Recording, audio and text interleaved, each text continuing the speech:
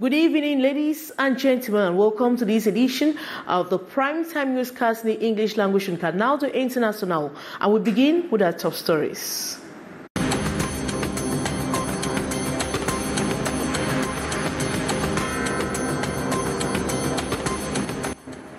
The population of the Southwest region continue to express their bitterness following the Beko killings. The people of Southwest say all they need is calm and serenity. Vigilante groups in both rural and urban areas have taken the bull by the horns as they promise help to all separatist persons. And the moderator of the Presbyterian Church in Cameroon, the PCC, appears not to be speaking the same language as the government regarding the exact casualty figures from the November 6 attack in Amanfe, and the green light for the effective kickoff of the November budgetary session has begun or has been given at the National Assembly this Friday, but the iron mention of the different scandals rocking the House and inability to submit a final bill 15 days to MPs in the opening speech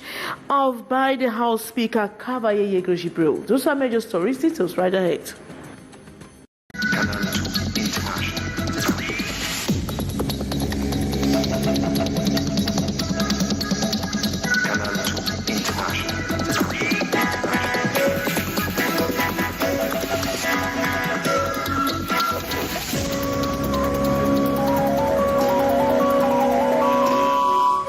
Good evening once more, and we take you to the Southwest region of Cameroon, where the population have expressed their bitterness following the Egbekpo killings. The people of the Southwest region see all the need is calm and serenity. Vigilante groups in both rural and urban areas have taken the bull by the horns as they promise how to all suspected separatist persons. More in the full story with our reporter Ines Ondambala.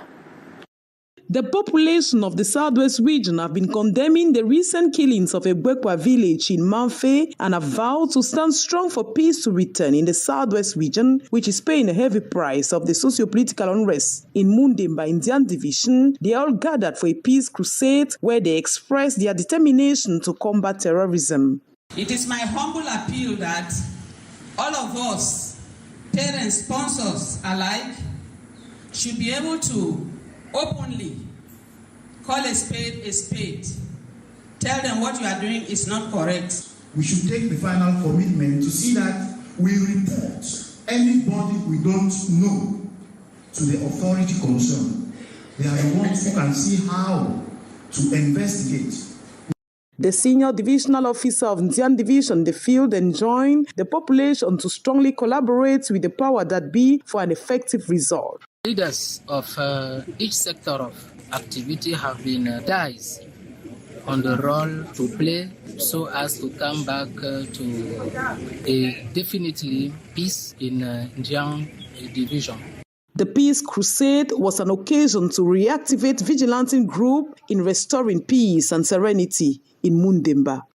Hand over the financial support of the head of state with the vigilante group.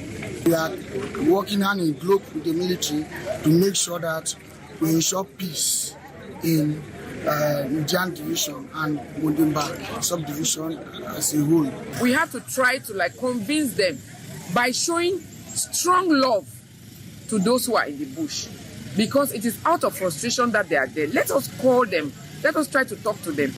A strong call to fight against ghost town, lockdown, and disclose hideouts of separatist fighters to competent authority. This and more, according to Gilbert Gibai Baldina, will make Munda an island of peace and a place to be. And the moderator of the Presbyterian Church in Cameroon, the PCC, appears not to be speaking the same language as the government regarding the exact casualty figures from the November 6 attack in Manfe in the southwest region of Cameroon. The man of God claims that the toll is far higher than reported by the authorities. More in the following story. Reverend Funky Samuel estimates that more than 50 people died in the attacks carried out by suspected separatists in a Bekwo village in Manfi on the nights of Sunday 5 to Monday 6 November 2023. This toll is obviously far above that established by the Minister of Communication, Rene Emmanuel Sadi, on behalf of the government in the recent statement on the incident. Funky Samuel, in a statement, writes that it is with pain and troubled hearts that we extend our condolences to the families whose loved ones were brutally and inhumanely massacred during the Ebekpo Manfi arson attack by armed terrorists, in which 50 people were killed, including women and children, and houses razed. The clergyman, however, does not evoke how he got his figures. It should be recalled that some non-governmental organizations have mentioned similar statistics. Meanwhile, Funky goes ahead to express words of sympathy to families whose loved ones were brutally and inhumanely massacred during the arson attack, and equally expresses strong condemnation of the attack against peaceful civilian populations. And the UN Office for the Coordination of Humanitarian Affairs says at least 380 people have reportedly moved away from Egbekwo village in Manfi's southwest region of Cameroon to neighboring villages when an attack on civilians left scores of persons dead. According to reports, some of the frightened people on the move fear further attacks. As we hear the following story with our reporter, Kejan Henry Atembe. The UN Office for the Coordination of Humanitarian Affairs, OCHA, says at least 380 people have fled from Egbekwo village in Manfi, where an attack on civilians on November 6th left scores dead and several others injured, according to government figures. OCHA says the widespread damage and the destruction of homes in the area have obliged some families to take shelter in churches and in overcrowded homes with relatives and friends. It goes to add that some 380 people, mainly women and children, have reportedly moved away from Egbekwo to the neighboring villages of Small Manfi, Bisongabang. According to the OCHA report, some of the frightened people on the move fear further attacks. According to the authorities, the attack on November 6 left 25 dead and 9 injured. Most of the seriously injured were referred to health centers in Kumba, 170 kilometers from Manfi, and Buya, 250 kilometers, while others were admitted to the nearby Manfi Public Health Facility for care is intensifying. The Manfi attack is one of the deadliest recorded since the outbreak of the secessionist conflict, which has shaken the northwest and southwest regions since 2017. A conflict which has already caused more than 6,000 deaths, according to international organizations. And some persons suspected for cyber crimes and kidnappings have been apprehended by security officers here in Douala. The suspects are reported to have burgled a mobile money store and made away with 4 million francs CFA. More with our student journalist on internship, Kizi Kiga. The suspect hemmed a mobile money store with 2 firearms, forcing the store manager to surrender her cell phone and the sum of 4,280,000 francs. Investigations coordinated by the Littoral Regional Delegate of National Security led to the arrest of the 3 members of this organized crime group in possession of 2 automatic pistols, a toy in the shape of an automatic pistol, daggers and machetes. 2 other suspects equally lured an online buyer by using fake identities. This is Ngwabi Francine, an online seller of women's products, received several complaints from her customers who admitted that they had sent money for order of products that were not delivered. The damage suffered amounting to about 5 million CFA francs. During the same month of October 2023, Damengwabe Francine, an online seller of women's products, received complaints from her customers. I have been a victim of cyber criminality some time ago. These criminals used my name and I've had problems with my customers for a while now. I want to thank the authorities for helping me catch these criminals. According to the investigations, this is how they operate. Ah, ok. Et c'est comme ça que ça s'est passé. C'est pas ça. Après, elle m'a dit qu'elle n'a pas la. Elle dit qu'elle peut médiquer celle. Elle m'a dit qu'elle n'a pas la musique. Elle est sortie, c'est elle qui m'a appelé à médiquer la musique. C'est là où l'autre entre.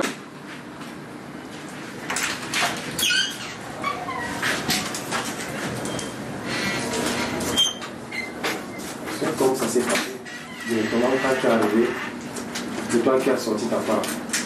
The population is called upon to be extremely careful during virtual transactions, always verifying the identity of correspondents in order to avoid being scammed. The suspect will be brought before the state prosecutor to be charged.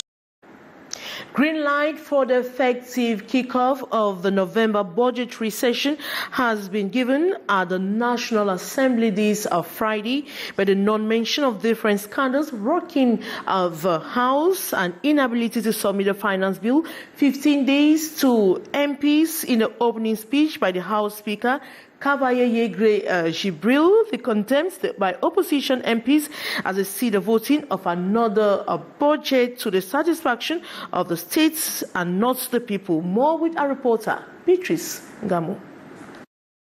The parliamentarians came to hear how Speaker Hammer had on the scandal rocking the National Assembly and its cabinet in the past months. The hopes, especially of opposition MPs, dashed at the end of his opening speech for the third ordinary session of the National Assembly. Nothing was said on bankruptcy, nothing on entanglement. Heard a superficial speech that is our National Assembly today. He spoke so well because it is 15 days that we are supposed to receive the finance bill. He said nothing. But we are not surprised that we are in an institution completely head over heels. It's not normal that the Speaker of the National Assembly sign a document and a few minutes after they come back with another document that denounces the first. It's not acceptable. Give damage in the credibility and the image of our country, and we condemn it. The personal and particular interest should not lead the general and Republican interests. Outlining the domain of trade as important in the state budget, reductions to improve the living standards of the population,